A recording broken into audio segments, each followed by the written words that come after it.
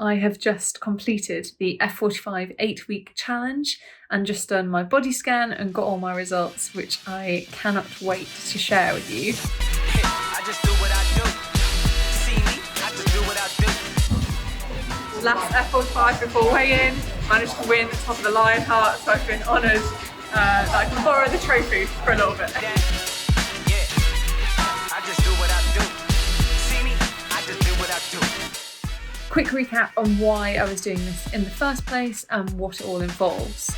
So, like many people, I gained weight during lockdown. I just became very sedentary, was working from home quite long hours, was sort of doing little walks and little bits of exercise, but not the high intensity workouts that I normally do. And with very little else to look forward to, I was cooking and eating a lot of snacks and just kind of grazing throughout the day. So I managed to gain 11 pounds or 5 kilograms during the course of lockdown. At the end of lockdown, I suddenly tried to put on normal clothes and found that everything felt tighter, felt more uncomfortable. And if I'm entirely honest, just wasn't really happy in myself, just didn't feel like myself, didn't feel comfortable. So I realised that I needed to do something about it. Now, I had done F45 before lockdown and really enjoyed it. So I thought that would be the thing that I could, as soon as the gyms opened up, that I would go back to. And I knew they do this 8-week challenge, which is a calorie-controlled diet for 8 weeks with high-intensity interval training workouts, all in 45 minutes. Ideal for me. Get in, work hard, leave, burn a high amount of calories in a short space of time. So I signed up. When I started this, I weighed 79 kilograms. I have now lost 8.3 kilograms, which is 18 pounds in 8 weeks. I am ecstatic with that. I set the target of what I wanted to lose, which is what I gained in lockdown. So to smash that, I'm really, really happy. That means obviously I've brought my BMI down as well. So my BMI was 30, it's now 26.1. which is not that far off where it should be. So I was sort of around overweight to obese, if anything, actually on my BMI. And now it's much, much closer to that healthy range. So I'm really excited about that. I have dropped body fat percentage by 5.3%, which in 8 weeks, I'm told is very good. My biological age came out at 45 when I started this. It is now 32. I'm only 31. That is 1 year off where I'd like it to be. I mean, it'd be nice to be younger than I am, but that is only 1 year off. And my visceral fat, which is the fat that is around your organs, which is the one that has so many worrying connotations in terms of your overall health, that's dropped as well. So I am thrilled with those results. I've been taking measurements, so I've lost 3 inches off my thighs. I've lost 3 inches off my waist and 1 inch off my arms. I'm just thrilled. So, like, everything fits a little bit better. I just feel more comfortable.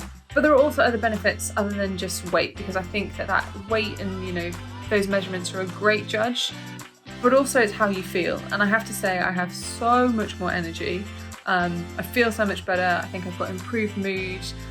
My fitness in my classes has definitely improved. I've definitely found I can work out for longer and I recover a lot quicker. And also for me, it's been such a social thing. So lockdown meant that I didn't really see anybody. So going back to the gym and seeing that regular group of people has been brilliant. I plan to keep going with my fitness journey. So for me afterwards, I won't be maintaining quite as intense as I have during the 8-week challenge. I'll still be trying to go to the gym 4 times a week.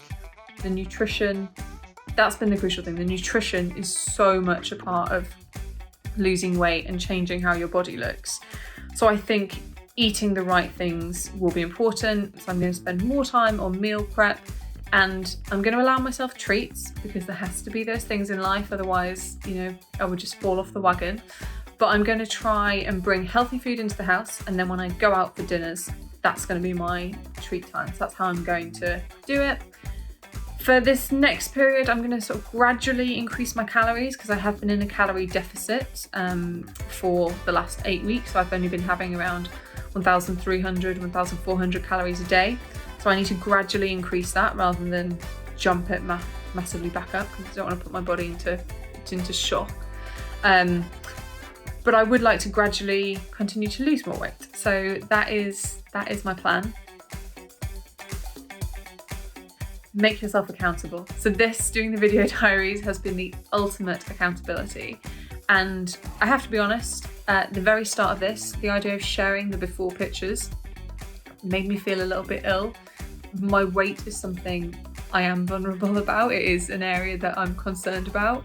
So to share that with the world has been, was really scary at the start. Actually, as time has gone on, I think I've actually started to appreciate my body so much more and what it can do. And I'm going to stop talking so negatively about my body. And weirdly, sharing my biggest vulnerability has made me more confident. Strange, but that's how it's gone. Take pictures. I've found that taking pictures throughout has been such a good motivation. The scales don't tell you the full picture. It's so easy to hop on a scale and find that you've not lost or you've gained when you've been really good, and then you lose motivation. Whereas in the pictures I've found I can see so much of a difference in my body. For me, a heart rate monitor during my classes has been brilliant, and it's pushed me to do that a little bit more. I'm quite competitive by nature, so it's nice to see your name at the top of that leaderboard. And I definitely think it has got the most out of my workouts. My attitude to workouts is I'm there for 45 minutes. I'm going to go as hard as possible. There's people that go to the gym and can be there for a couple of hours. And I'm like, no, get in, go hard, enjoy the rest of your day. And the final tip that I think is a little bit selfish, but I think when you're doing this challenge or any kind of fitness thing or diet thing, you maybe need to be a little bit selfish. So picking the restaurants that you go to. I've needed to eat out because I've made social arrangements with friends. I've wanted to see people. I want a normal life. But by picking the restaurants myself, it's meant I can look at the menu beforehand, work out what I can have. And my friends have been so good at just saying, yep, like we understand, you choose. So I think picking the restaurants makes a big difference. On the occasions when I didn't do that, I found it really hard and a bit depressing, to be honest, when I would look at a menu and realise I couldn't really have anything. So that is a little tip that I would definitely continue.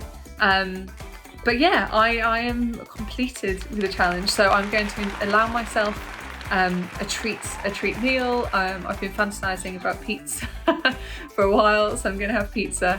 But I'm absolutely thrilled. I have to say, I knew this was going to be sort of a tough challenge at the start, but I've done it.